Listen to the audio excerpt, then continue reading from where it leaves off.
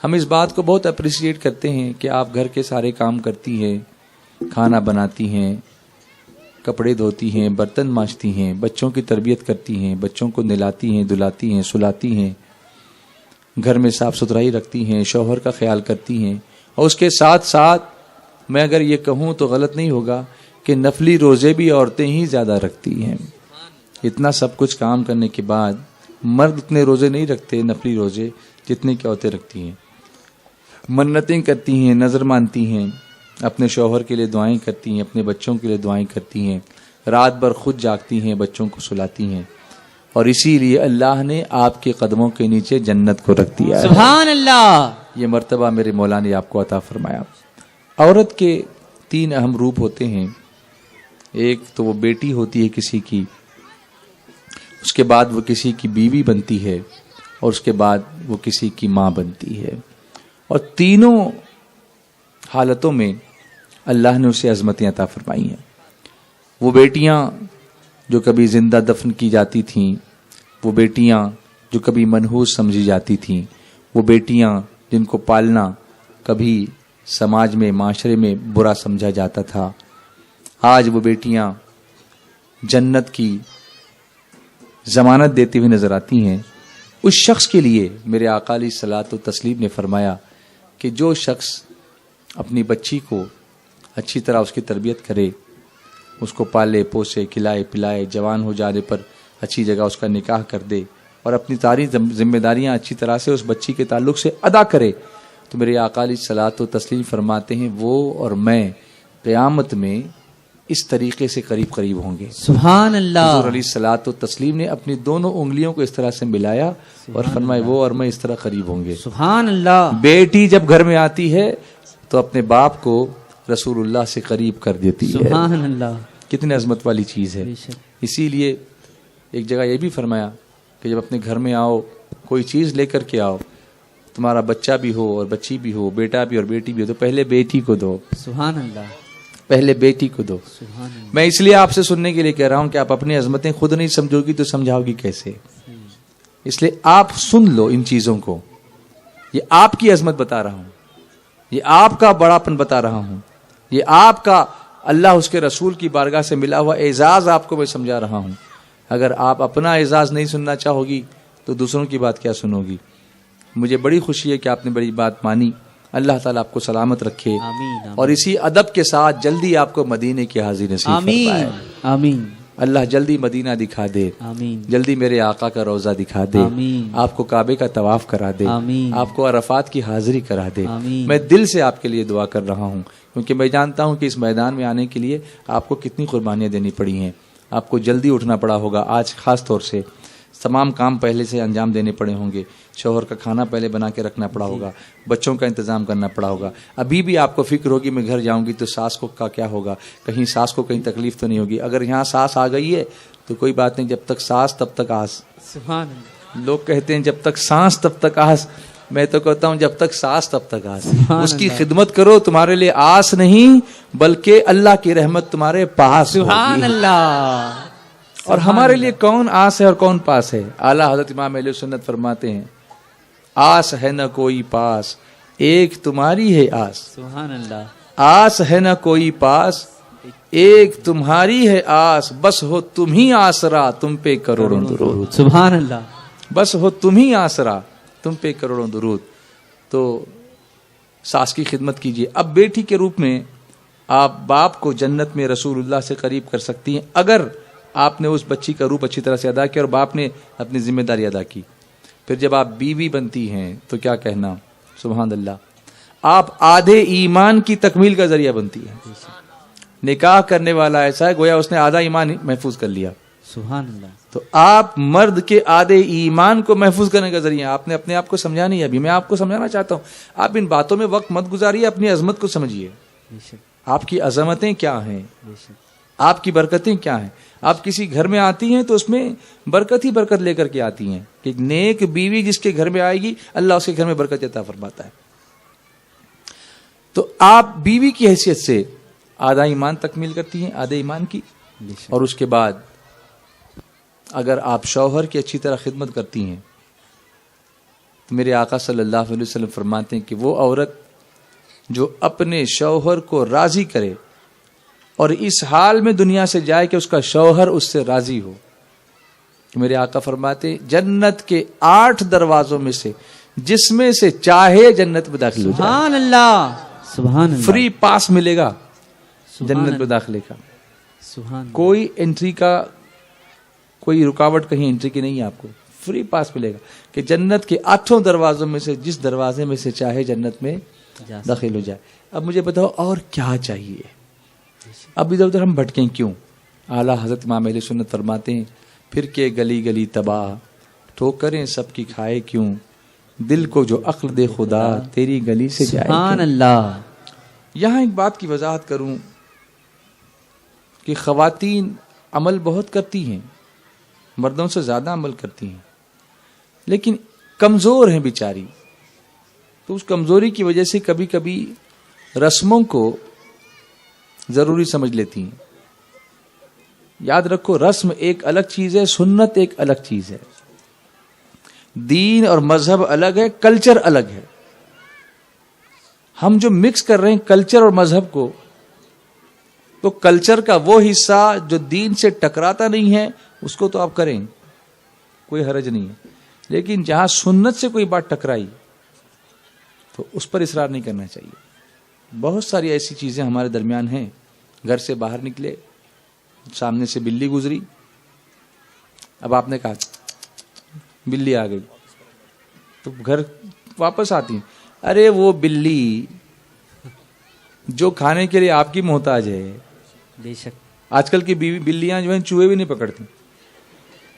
ہماری بمبئی میں آ کے دیکھو، اگر انسانی نہیں بلکہ پوری دنیا کی جاندار مخلوق کی رواداری دیکھنی ہو تو ممبئی شہر کو دیکھو، بلی بھی وہیں کھا رہی ہے، چوہا بھی وہیں کھا رہا ہے، انسان بھی وہیں بیٹھا ہوا ہے، مرغی بھی وہیں کھا رہی ہے، مرغا بھی وہیں کھا رہا ہے، چھپکلی بھی وہیں آ گئی، جھینگر بھی وہیں آ گیا، سب ایک تھالی میں کھاتے ہیں۔ اس سے اچھا امن اور پیسفل ماحول کہاں ملے گا آپ کو؟ سبحان اللہ، سب شانتی ہی شانتی ہے، کوئی کسی کو نہیں مارتا۔ اب آپ سوچو بلی جو چوہے کو نہیں مارتی آپ کا کیا بگاڑ لے گی وہ؟ حالانکہ بلی پیدا ہی اللہ نے اس لیے کی تھی چوہا مار کے کھائے۔ اب چوہے بھی شانتی سے رہتے ہیں، بلی بھی رہتی ہے۔ یہ حالت ہو گئی ہے ہماری، تو ان بلیوں سے ڈرنے کی ضرورت نہیں ہے کہ اب بلی نے راستہ کاٹ دیا تو کیا آپ کا اللہ پر بھروسہ نہیں ہے؟ آپ بسم اللہ توکلت علی اللہ ولا حول ولا قوت الا باللہ پڑھ کے نکلو، بے شک، بلی کا شیر بھی آئے گا تو کچھ نہیں کر سکے گا انشاءاللہ۔ سبحان اللہ، آپ کا یقین اتنا مضبوط ہونا چاہیے کہ میرے آقا نے جو فرمایا وہی حق ہے۔ بے شک، جو دن کو کہہ دیا ہے رات تو رات ہو کے رہی، تمہارے منہ سے جو نکلی وہ بات ہو کے رہی۔ جو دن کو کہہ دیا ہے رات تو رات ہو کے رہی، تمہارے منہ سے جو نکلی وہ بات ہو کے رہی۔ تو آج سے یہ وعدہ کرو کہ بلی کا راستہ کاٹے یا کتا سامنے سے جائے یا کوئی دیوانہ چلا جائے، اس سے ہم کو کوئی فرق نہیں پڑتا، بلکہ ہم اللہ کی راہ میں آگے بڑھیں گی، لا حول پڑھ کے آگے بڑھیں گی، اپنے دل سے وسوسے کو نکالیں گی۔ اور وسوسے کی بات آئی تو میں آپ کو بتاؤں، ایک گاؤں کے اندر میں نے دیکھا ایک آدمی تھا، بیچارہ نماز پڑھتا تھا، وضو کرنے کے لیے بیٹھتا تو گھنٹوں وضو کرتا رہتا، گھنٹوں وضو کرتا، اس کو یاد ہی نہیں رہتا تھا کہ میں نے یہ ہاتھ دھویا کہ نہیں دھویا، وہ پیر دھویا کہ نہیں دھویا، وہ ادھر سے پانی ڈال رہے، پھر نہیں بھول گیا، دوسرے پیر پہ ڈالا، پھر بھول گیا، ایسی بات کرتا تھا، وہ گھنٹوں وضو کرتا تھا۔ اس کو کہتے ہیں وسوسہ۔ کیا کہتے ہیں اس کو؟ وسوسہ۔ نماز میں کھڑا ہو جائے تو لوگ ہنستے تھے اس کو دیکھ کر کے، نماز کے لیے کھڑا ہوا، 4 رکعت نماز پڑھتا ہوں، عصر کی، ارے نہیں ظہر کی، ارے نہیں عصر کی، اس کو یاد ہی نہیں رہتا تھا کہ وہ عصر پڑھ رہا ہے کہ ظہر پڑھ رہا ہے۔ پیچھے اس امام کے منہ میرا کعبہ شریف کی طرف اللہ اکبر بول کے شروع کرے، پھر الحمدللہ کی 3 سے 4 آیتیں پڑھے، اس کے بعد نہیں بھول گیا الحمدللہ رب العالمین، یعنی نماز میں یہ بول بھی رہا ہے نہیں بھول گیا۔ اس طریقے سے اب یہ کیوں ہوتا ہے؟ یہ اس لیے ہوتا ہے کہ جب ہم علم نہیں رکھتے کسی چیز کے بارے میں تو یہ سب ہوتا ہے۔ آپ کو پتا ہوگا، شاید آپ کے یہاں کچھ عورتیں ایسا کرتی ہیں نہیں کرتی ہیں معلوم نہیں، نہیں کرتی ہوں گی، لیکن اتنا ضرور ہے کہ وسوسے آتے ہیں لوگوں کو. اب وسوسے میں وضو ہے کہ ٹوٹا، اس کا وسوسہ، وضو ہے یا نہیں ٹوٹا، اس پر شک شنکا آتی ہے دماغ میں. 2 رکعت ہوئی کہ 4 رکعت ہوئی، اس پر بھی کبھی کبھی شک ہوتا ہے. اور نماز کے اندر تو ماشاء اللہ کیا کہنا، ایسے ایسے خیالات آتے ہیں جو عام طور پہ نہیں آتے، عام طور پہ نہیں آتے. ایک واقعہ میں آپ کو بتاؤں تھوڑا سا تفریح کے لیے، تاکہ آپ کو تھوڑا دل آپ کا ہلکا ہو جائے سن کر کے. امام صاحب نماز پڑھا رہے تھے مسجد میں اور لوگ نماز پڑھ رہے تھے. سلام پھیرنے پر لوگوں نے کہا امام صاحب 4 رکعت نہیں ہوئی، 3 ہی ہوئی، عشاء کی نماز پڑھ رہے تھے. کسی نے کہا نہیں 4 ہوئی، کسی نے کہا نہیں 3 ہوئی. اب امام صاحب کنفیوژن میں کہ کچھ کہتے ہیں 4 ہوئی، کچھ کہتے ہیں 3 ہوئی، تو اب مانیں کس کی؟ اب ان کو بھی یاد نہیں تھا. ایک صاحب اٹھ کے کھڑے ہوئے، کہا امام صاحب 3 ہی رکعت ہوئی. میں بولتا ہوں کتنی؟ 3 ہی ہوئی، 4 ہو ہی نہیں سکتی. کہا بھائی یہاں سب لوگ کنفیوژن میں پڑے، تو اتنے یقین سے کیسے کہتا ہے؟ کہا امام صاحب میری 4 دکانیں ہیں، ہر رکعت میں 1 دکان کا حساب کرتا ہوں، ابھی 3 ہی دکان کا ہوا ہے، تو 4 رکعت کیسے ہو سکتی ہے؟ یعنی آپ کو سمجھانا میں یہ چاہتا ہوں کہ نماز میں ایسے خیالات آتے ہیں، آپ کے بھی آتے ہوں گے، ہے یا نہیں؟ آتے ہوں گے. لیکن میں بتاؤں میرے آقا کی رحمت یہ ہے کہ اس امت کو وسوسوں پر پکڑ نہیں ہے. اس کو کہتے ہیں وسوسہ، بلکہ اس کا علاج میں آپ کو بتاؤں. صحابہ کرام نے ایک مرتبہ حضور رحمت عالم صلی اللہ علیہ وسلم کی بارگاہ میں عرض کیا کہ یا رسول اللہ صلی اللہ علیہ وسلم. ابھی یہاں جو مرد بیٹھے ہیں کم سے کم یہ تو درود شریف پڑھیں، یا رسول اللہ صلی اللہ تعالی علیہ وسلم. خواتین بھی پڑھیں گی لیکن اتنے زور سے نہیں پڑھیں گی جتنا کہ ہمارے بھائی پڑھ رہے ہیں. لیکن ان کو تو آپ کو تو منع نہیں کیا نا، تو آپ پڑھیے یا رسول اللہ صلی اللہ تعالی علیہ وسلم. نماز کی حالت میں کبھی کبھی اور ایسے بھی ہم کو کبھی کبھی ایسے وسوسے آتے ہیں کہ ہم بیان نہیں کر سکتے. ہم اس کو کیسے اس پر قابو کریں، کنٹرول کیسے کریں؟ میرے آقا نے فرمایا یہ تو ایمان کی علامت ہے. سبحان اللہ. یہ تو ایمان کی علامت ہے. کہا وہ کیسے؟ فرمایا سنو، جہاں خزانہ ہوگا نا چور وہیں ڈاکہ ڈالے گا. شیطان تمہارے دل میں آ کے وسوسے ڈال رہا ہے، اس کا مطلب یہ کہ تمہارے دل میں ایمان کی روشنی اور دولت موجود ہے. سبحان اللہ. اس لیے شیطان تمہیں بہکانے کے لیے آ رہا ہے. سبحان اللہ. تو میرے آقا سے پوچھا لوگوں نے کہ حضور اس کا علاج کیا کریں؟ فرمایا تم وسوسوں پر دھیان نہ دو، یہی اس کا علاج ہے.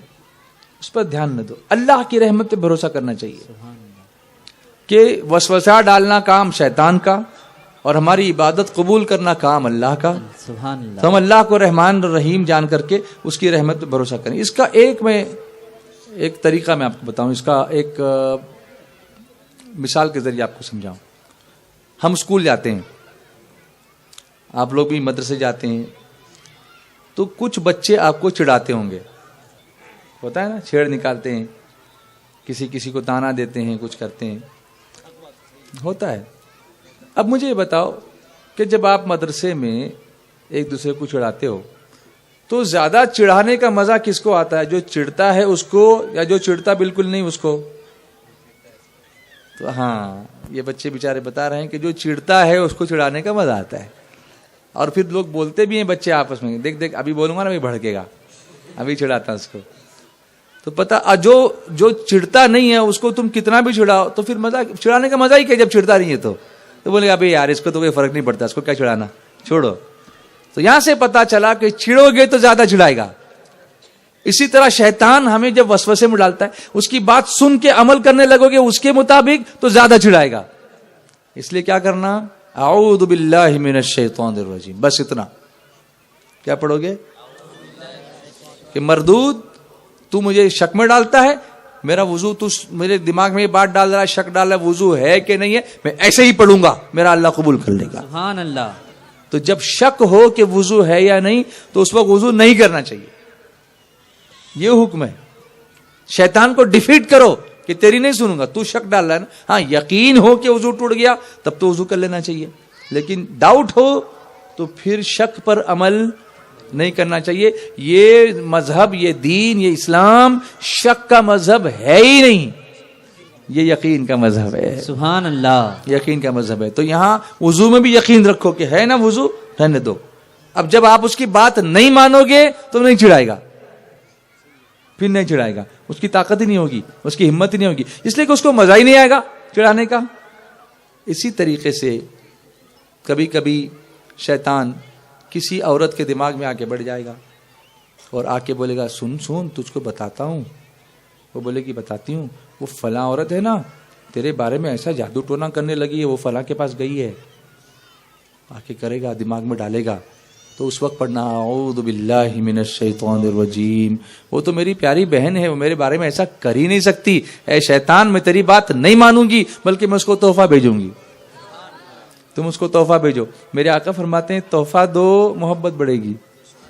اب کسی کے بارے میں جب ڈاؤٹ دل میں شیطان ڈالے گا نا تو اس کا علاج یہ ہے کہ آپ فوراً کچھ اچھی اچھی چیز بنا کے اس کے گھر بھیج دو. سبحان اللہ. اس کے دل میں آپ کے لیے محبت پیدا ہو جائے گی. سبحان اللہ. یہ معاشرے کے لیے ساری چیزیں بہت ضروری ہیں. نماز صرف پڑھنا پھر غیبتیں کرنا، نماز پڑھنا اور چگلیاں کرنا، نماز پڑھنا اور جا کے دورے باندھ کے آنا کہیں، ہوتا ہے نا یہ سب. نماز پڑھنا اور کسی کی دروازے پہ جا کے ناریل رکھ دینا، پھوڑ دینا، کرتے ہیں. مرچی لا کے رکھ دینا، لیمبو لا کے رکھ دینا، یہ سب اسلام اور مسلمانوں کے کام نہیں ہے. ہم اس میں بلیو کرتے ہی نہیں ہیں. ہم صرف اللہ کی قدرت پر یقین رکھتے ہیں اور اس کے پیاروں کی محبت میں یقین رکھتے ہیں.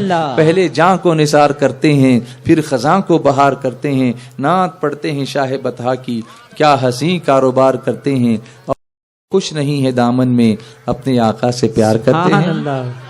اب جو تیسرا رول ہے میں آپ کو بتا رہا ہوں، وہ ماں کا رول ہے. بیٹی، بیوی اور پھر ماں. اور سب سے اہم رول ماں کی خدمت علی اللہ نے جنت عطا فرمائی.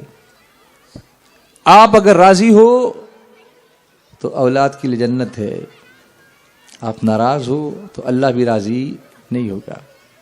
لیکن بعض مائیں ایسی ہوتی ہیں، کچھ ایسی ہوتی ہیں، بعض آپ نہیں سمجھو گی شاید تو کچھ بولوں، کچھ ایسی ہوتی ہیں جو یہ تو چاہتی ہیں کہ اولاد مجھے راضی کرے، لیکن اس بات کی کوشش نہیں کرتی کہ وہ اللہ اس کے رسول کو راضی کرے.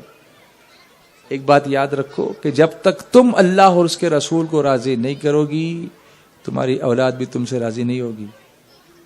ویسے کام کرے گی نہیں کہ تم راضی ہو جاؤ. اس لیے ضروری ہے کہ ہم اپنے ایگزامپل سے اس کو پیش کریں. اب سنتوں کی بات میں عرض کر رہا تھا.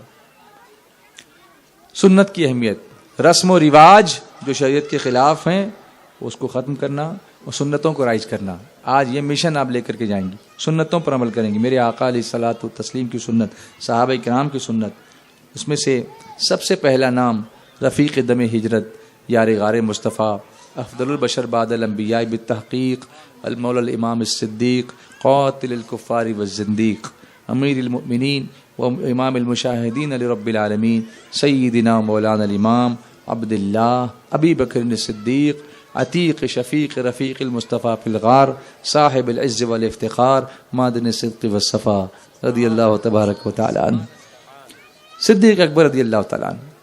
اب یہ صحابہ کا ذکر میں کرنے جا رہا ہوں جن کے بارے میں میرے آقا نے فرمایا اصحابی کالنجوم، میرے صحابہ ستاروں کی مانند ہیں. فبأیہم اقتدیتم اہتدیتم، تو اس میں جس کسی کی پیروی کرو گے ہدایت پا جاؤ گے. اب نمبر 1 صدیق اکبر. عشرہ مبشرہ، وہ 10 صحابہ جن کو اللہ کے رسول صلی اللہ علیہ وسلم نے دنیا ہی میں جنتی ہونے کی خوشخبری دے دی. اس پہ سب سے پہلے صدیق اکبر ہے. اب وہ کام کیا کرتے تھے آپ دیکھیں، عمل کس طرح سے کرتے تھے. ایک دفعہ حضرت سیدنا ابو بکر صدیق رضی اللہ تعالیٰ عنہ کی خدمت میں ایک غلام نے کھانے کی کوئی چیز لا کر پیش کی. آپ نے اسے کھا لیا. کھانے کے بعد آپ کے ذہن میں کچھ خیال ہوا کہ میں اس سے پوچھوں یہ چیز لایا کہاں سے.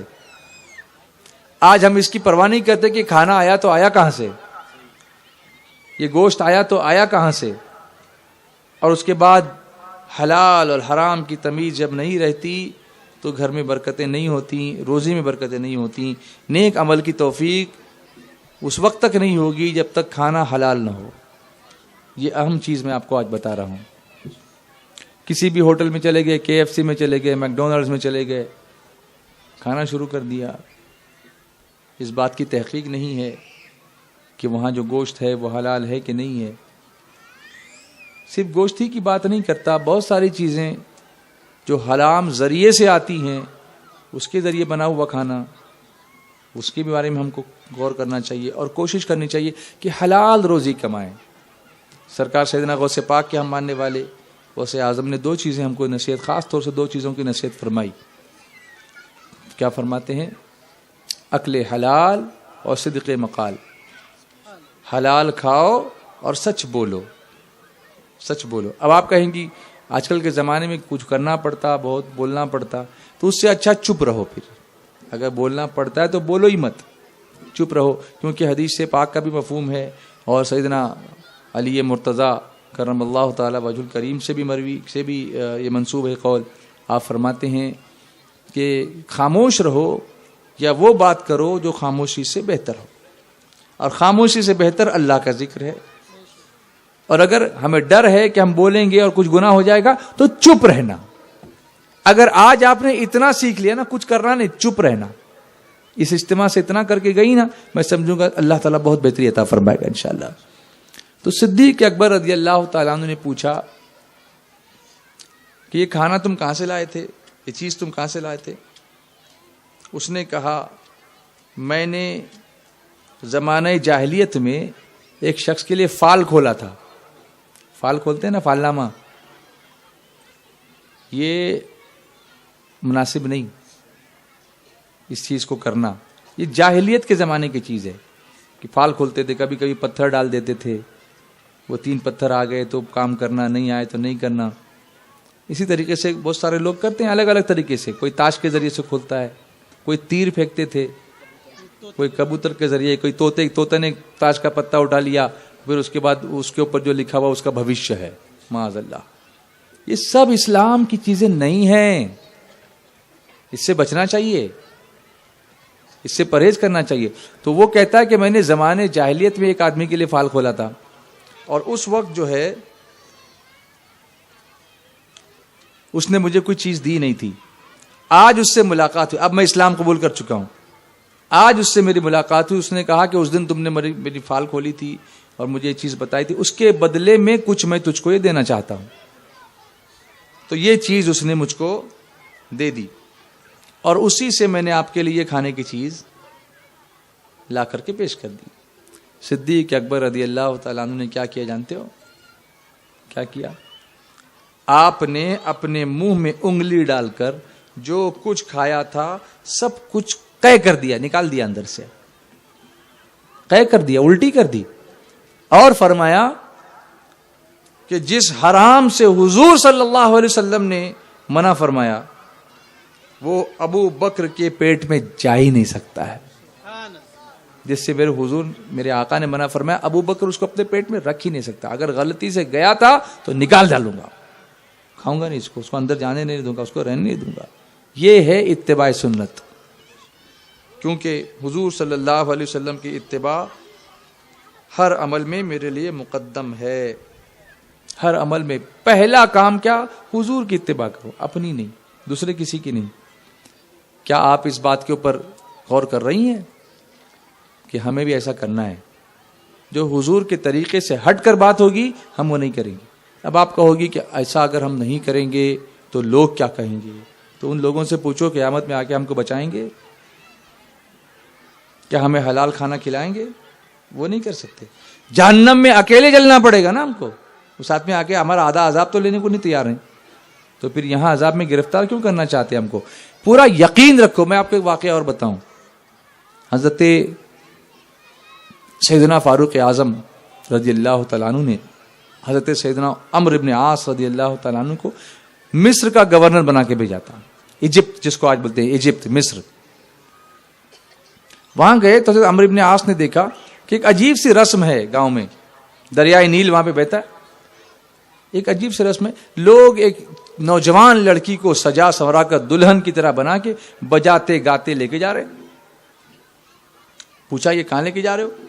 کہا ہمارا برسوں سے چلا آتا ہوا ایک دستور ہے کہ یہ دریائے نیل جو بہتا ہے نا، اس میں ہر سال ایک جو نوجوان لڑکی کو ہم بلی دیتے ہیں، قربانی نہیں کہنا چاہیے اس کو، ان کے حساب سے بلی تھی، وہ بلی چڑھانا.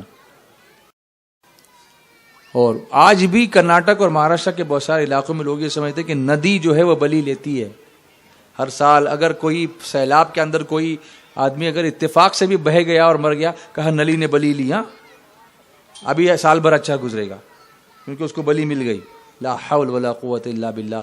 یہ اسلام کی چیزیں نہیں ہیں. ایسا اعتقاد رکھنا بھی نہیں چاہیے ہم کو. کبھی کبھی بہت سارے اعتقاد رکھنا کفر ہو جائے گا، ہم کو معلوم بھی نہیں ہوتا، تو اس سے بچنا چاہیے. تو کہا بلی دیتے ہیں. اگر ہم کو یہ ڈر لگتا ہے کہ اگر یہ لڑکی کی بھینٹ اس کو نہیں چڑھائیں گے تو دریائے نیل کا پانی سوکھ جائے گا. آپ نے کہا اسلام سے پہلے کی باتیں کر رہے ہو، جاہلیت کی باتیں کر رہے ہو، منع کرو ان لوگوں کو، نہیں جانے دوں گا میں. ایک بچی کی جان دو گے تم؟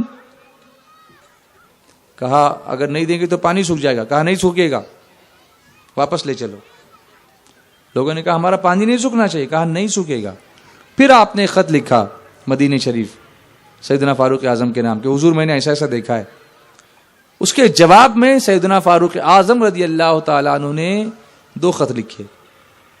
ایک خط حضرت عمرو بن عاص کو جو گورنر ہیں، دوسرا خط دریائے نیل کو، دریا کو خط لکھا. آج بدعقیدہ یہ کہتے ہیں کہ اللہ والوں کو کوئی طاقت نہیں ہوتی، انہیں اس حدیث پاک کو پڑھ کر کے اپنی اصلاح کرنی چاہیے، توبہ کرنی چاہیے کہ جب ایک خط جو فاروق اعظم دریا کو لکھ رہے ہیں، دریا ان کا حکم مان رہا ہے، تو جب فاروق کا جب یہ عالم ہے تو محبوب کا عالم کیا ہوگا، حضور کا عالم کیا ہوگا. وہ زبان جس کو سب کن کی کنجی کہیں، اس کی نافذ حکومت پہ لاکھوں سلام. سبحان اللہ. آج عقیدے کے معاملے میں بھی اپنے بچوں کو سنبھالنے کی ضرورت ہے. میری ماں اور بہنوں سنو، الگ الگ جماعتیں، الگ الگ بدعقیدگی کی باتیں رکھنے والی جماعتیں، کوئی آپائیں تمہارے پاس آئیں گی، ان کے ساتھ جانے کی ضرورت نہیں. جانا ہو تو عاشق رسول کے ساتھ، جو مبلغات مصطفیٰ کی نعتیں سنائیں، امام علی مقام کی باتیں سنائیں، سرکار غوث اعظم کی وفاداری سکھائیں، ایسے اجتماع میں آنا چاہیے. ادھر ادھر جانے کی ضرورت نہیں. پھر کے گلی گلی تباہ، ٹھوکریں سب کی کھائے کیوں، دل کو جو عقل دے خدا تیری گلی سے جائے کیوں. سبحان اللہ. جو بدعقیدگی سکھائے وہاں جانے کی ضرورت نہیں ہے، ان سے بچنا چاہیے.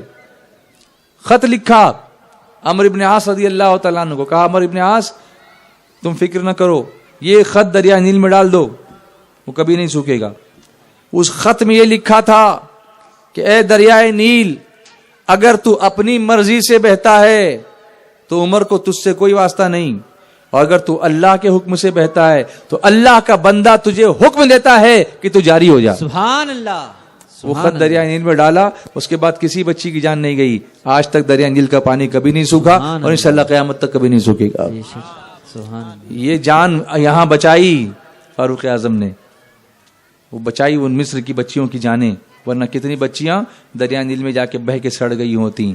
یہ مقام تم کو اسلام نے دیا ہے تو اس کا احترام کر کے اسلام پر چلو، غلط رسموں پر مت چلو، سنت پر چلو، بدعات سیئہ پر مت چلو. اللہ کے رسول صلی اللہ علیہ وسلم کی محبت میں دل کو اپنے مدینہ بنائے رکھو اور مدینے کی طلب اپنے دل میں بسائے رکھو. میں اپنے اس بیان کو چند دعاؤں پر ختم کرتا ہوں. اس میں سے ایک دعا وہ ہے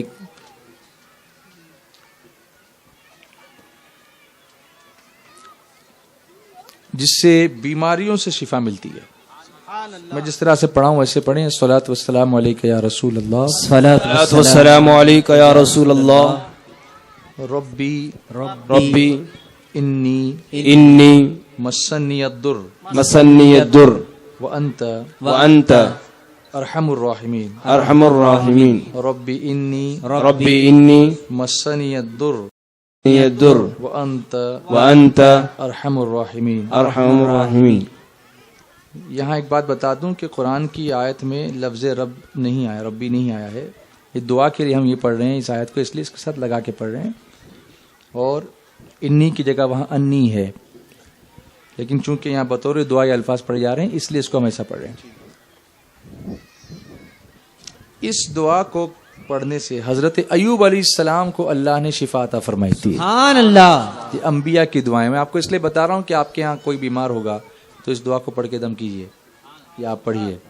انشاءاللہ جس طرح سے اللہ نے ایوب علیہ السلام کو شفا عطا فرمائی ان کے صدقے میں اس کو بھی عطا کرے گا انشاءاللہ. انشاءاللہ. کبھی کبھی ایسا ہوتا ہے کہ بچے گمراہی کی طرف جاتے ہیں. اللہ سب کو بچائے. کسی کا رشتہ دار وہاں بھی ہو گیا ہے. اب کیا کریں, کیسے دعا کریں اس کے لیے؟ کوئی نماز نہیں پڑھتا ہے تو عورتیں پریشان ہوتی ہیں, شوہر نماز نہیں پڑھتا ہے تو پریشان ہوتی ہیں. تو حضرت عیسیٰ علیہ السلام نے اپنی امت کے لیے جو دعا کی تھی وہ میں آپ کو بتاؤں. پڑھیے الصلاۃ والسلام علیک یا رسول اللہ. السلام علیکم یا رسول اللہ. ان تعذبہم ان تعذبہم فإنہم عبادک فإنہم عبادک وإن تغفر لهم وإن تغفر لهم فإنک فإنک انت العزیز الحکیم. انت العزیز الحکیم. حضرت ابو ذر غفاری رضی اللہ تعالیٰ عنہ فرماتے ہیں کہ ایک دفعہ رسول اللہ صلی اللہ علیہ وسلم یہ دعا ساری رات پڑھتے رہے. ساری رات. ان تعذبہم فإنہم عبادک وإن تغفر لهم فإنک انت العزیز الحکیم. ساری رات فرماتے میں نے عرض کیا یا رسول اللہ صلی اللہ تعالیٰ علیہ وسلم آپ کو تو پورا قرآن یاد ہے, پھر ایک ہی آیت کیوں دہراتے ہیں؟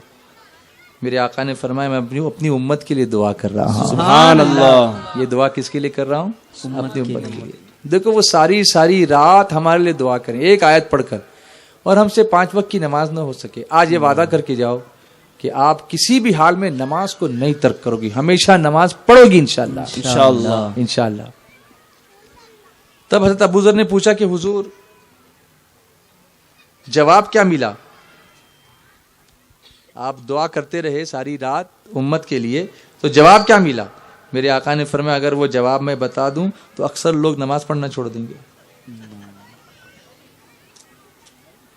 اکثر لوگ نماز پڑھنا چھوڑ دیں گے. یعنی کتنا عظیم تحفہ ملا ہوگا رب کی بارگاہ سے حضور کی اس دعا کے صدقے میں. کیا آپ یہ دعا نہیں پڑھنا چاہیں گی؟ پڑھنا چاہیں گی. سنو ایک اور دعا میں آپ کو پڑھاؤں.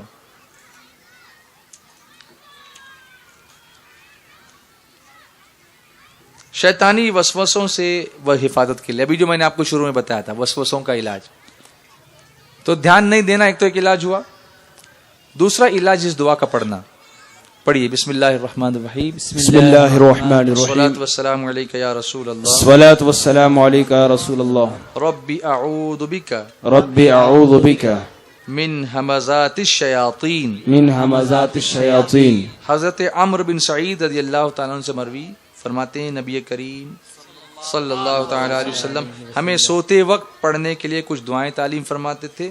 ان میں شیطانی وسوسوں سے بچنے کے لیے یہ دعا بھی شامل تھی. آپ اپنے بچوں کو سونے سے پہلے یہ دعا پڑھایا کرو, انشاءاللہ وسوسہ ان کے دماغ میں نہیں آئے گا. اور اس کے ساتھ ساتھ قل اعوذ برب الفلق اور قل اعوذ برب الناس یہ بھی پڑھا کرو, انشاءاللہ سارے وسوسے ختم ہو جائیں گے. پھر بھی آتے ہوں دھیان مت دیجیے, اللہ کی رحمت پہ بھروسہ کیجیے.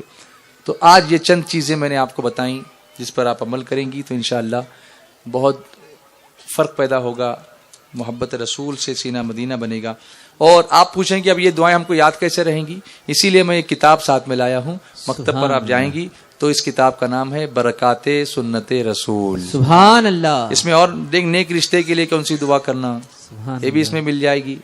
اولاد نافرمان ہو تو کون سی دعا کرنا, شوہر بات نہیں مانتا ہو تو کون سی دعا کرنا, آپ کے لیے بتا رہا ہوں.